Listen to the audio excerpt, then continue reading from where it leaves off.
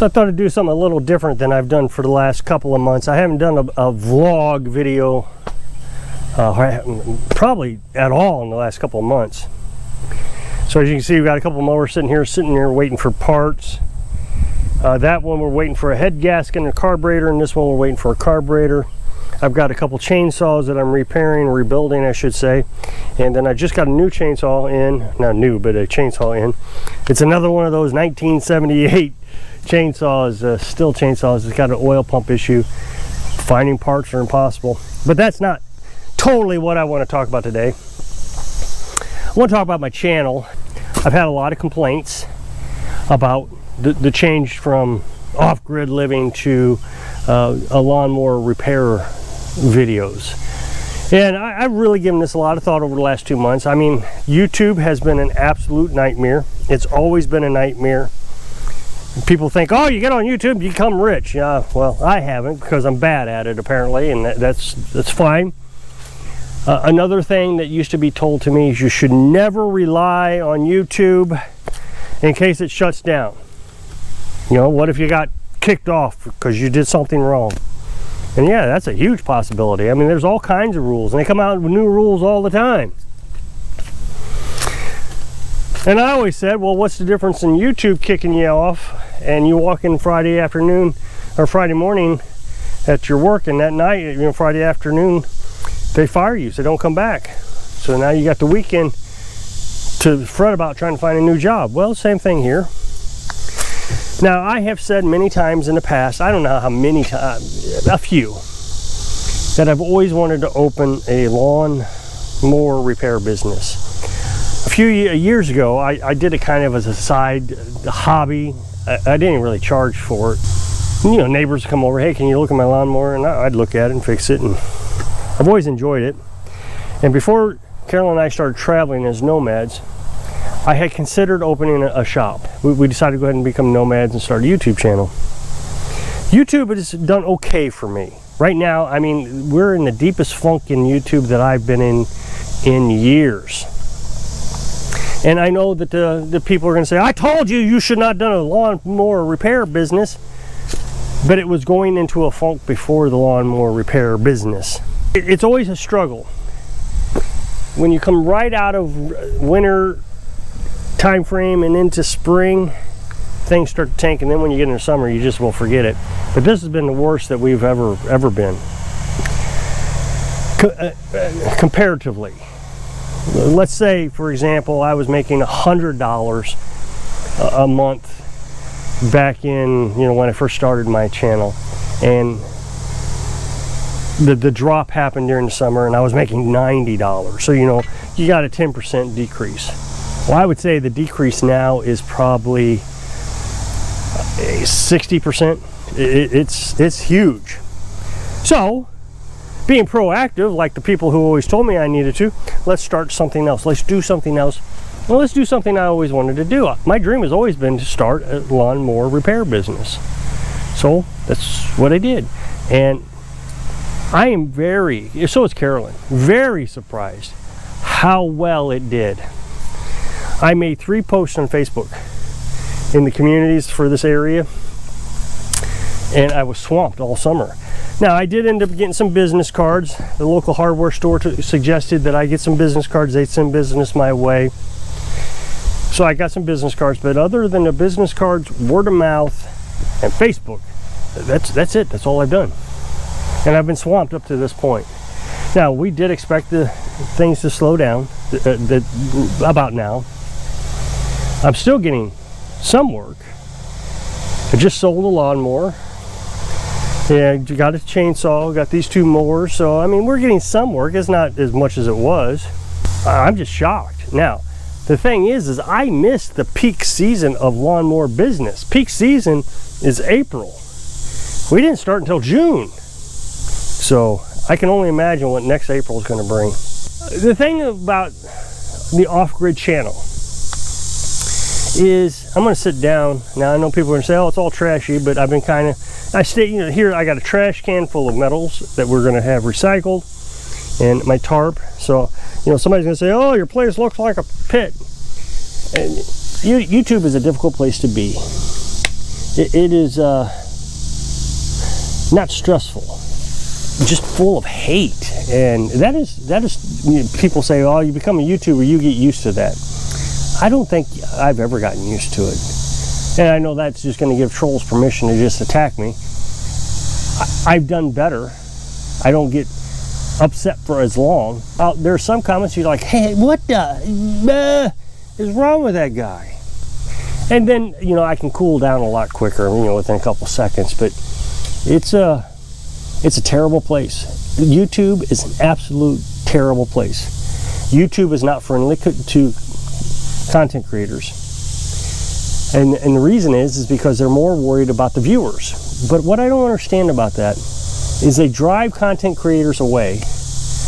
I mean, we've lost some big ones. Casey Neistat, and PewDiePie has kind of died off. So, you know, the big ones are leaving.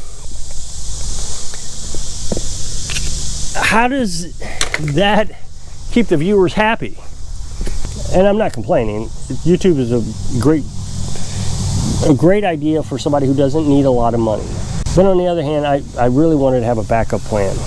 And the lawnmower repair business is a good backup plan. So the viewers, I would always hear complaints constantly when we were just doing off-grid. All you ever do is talk about, well, solar panels and generators. Isn't there anything else you could be talking about? Okay, sure. So finally, I decided to stop taking the YouTube experts' advice and YouTube's advice, and I niched up. They always say niche down, niche down. So if you're talking about off-grid and tiny houses, maybe you should just talk about tiny houses or off-grid. And if you're talking about off-grid, maybe you should just talk about solar panels. So the viewers are wanting me to talk about more. YouTube is telling me to talk about less. So where are we at? Well, my channel's never grown very well, not as well as I would had hoped. So I niched up. I went and did something else. Some lawnmower repair. Of course, the complaints. Oh, when are you going to go back and talk about off-grid stuff? Well, there are hundreds of videos out there of mine that you can go back and watch. Not quite sure how this makes sense. I'm literally doing something new every day. And we're getting complaints probably from the same people who were complaining that I wasn't talking about enough. Your channel's boring. Talk about something else. Here's lawnmower. Okay, well I don't want to talk about lawnmowers. You got to talk about something else. So it's very frustrating. So I'm going to go in a couple different directions here. So just hang with me for a second. First of all, there is a YouTuber that I've watched for several years now. He's a big one. He's an interesting guy. When I first started watching him, he was already doing it for like 10, 15 years. I mean, a long time, maybe 10 years. And he was doing something all the time, doing something different, and it was kind of neat. Chainsaw. I first found his channel because of chainsaws. You know, cutting trees down. When we first moved here, I wanted to learn everything I could about cutting trees down. And he was pretty skilled at it. There was a lot of them, but his videos that kind of would go in different directions and talk about different things. Sometimes he would talk about complaints he had about YouTube.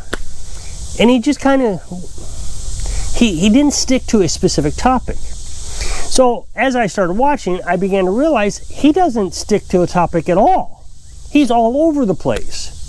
Yeah, he'll talk about chainsaws in the fall time, but in the winter time, he's talking about, you know, shoveling snow. And he's in Oregon, so there was a lot of snow to be shoveling. He's really good at YouTube. I mean, really good. His editing skills are great. He's got the expensive equipment and the cameras and all that. So I'm not even complaining about him. I'm just saying that he's good at it.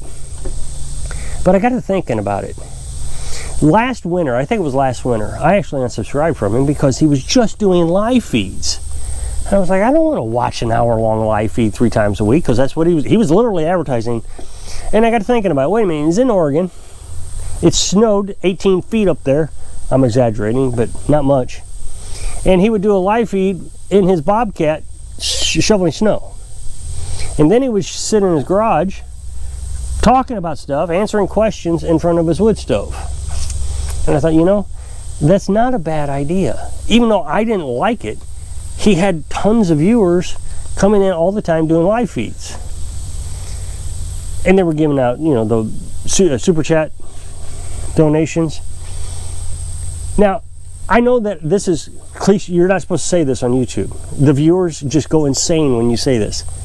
YouTube is my job. That's all it is. It is a job. I don't get on here because it's fun. I don't do it because you know, I'm excited about educating. I know this is, people don't want to hear it. They think they want me to come in and be a friend to you. I see a camera. I mean, there are thousands of people that watch my videos who never comment. How can I be a friend to them? So, it is a job. That's why I started YouTube. As a matter of fact, I'm very reclusive. I don't like to be around people. So this was actually a stretch for me to actually do. But I do it for a paycheck. Oh, that's terrible. As a matter of fact, as a nomad, when I was a nomad, there were these troll channels, and there's still a lot of them around. And they would specifically say, you shouldn't be getting paid on YouTube. Like there was some crime in this. And call them e-beggars and all kinds of stuff. Well, I'm not e-begging. I've never asked anybody for a dime, ever. Watch my video if you want. That's great. If not, fine. I don't beg for subscribers anymore. I used to say, be sure to subscribe. I don't do any of that anymore. I just make a video and wait for my ad revenue to come in. And all I hear is complaints about the ads. Oh, you put too many ads in your video. Okay, so you're watching a free video of a guy doing something that you're interested in, but now you're complaining because he's getting paid because of the ads. I didn't ask you for any money. It's a free video. If you don't like it, don't watch. And then I get these people who say, it was a waste of time to watch your video. No. You are on YouTube to waste time. So you found my video and you're saying I'm the reason you're wasting time? No, you got on YouTube to waste time. I just helped you do it. That's what you wanted. That's why I get on YouTube.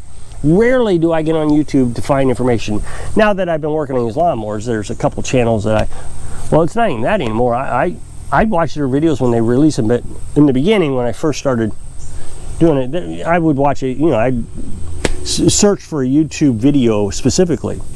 And that's the thing, is people always say, you know, you need to make sure that your videos are searchable.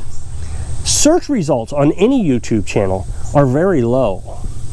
People don't get into search.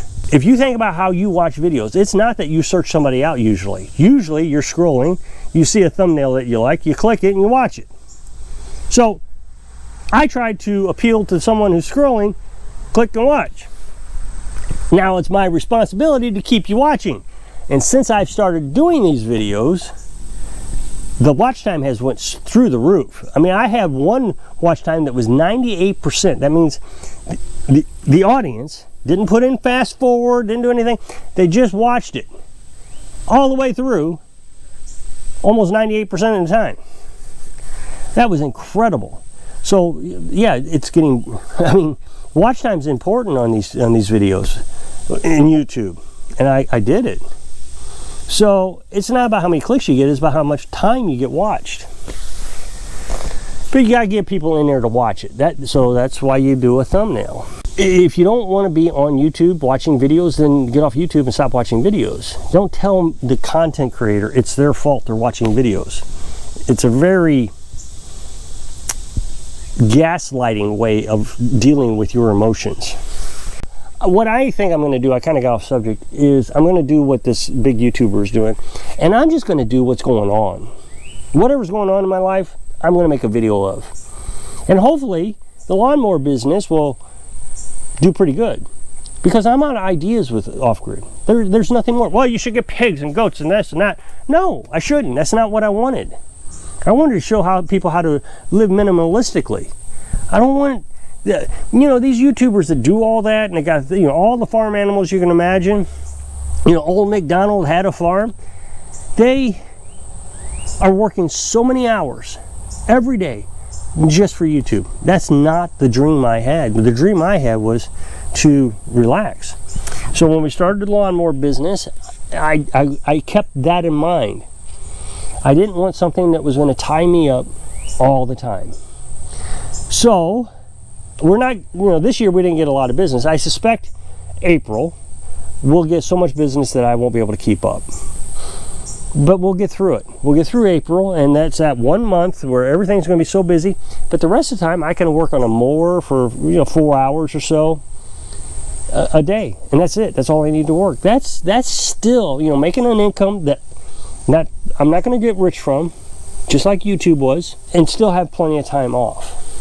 That's the idea. So YouTube and I will continue to go, but it's not going to be all about off-grid.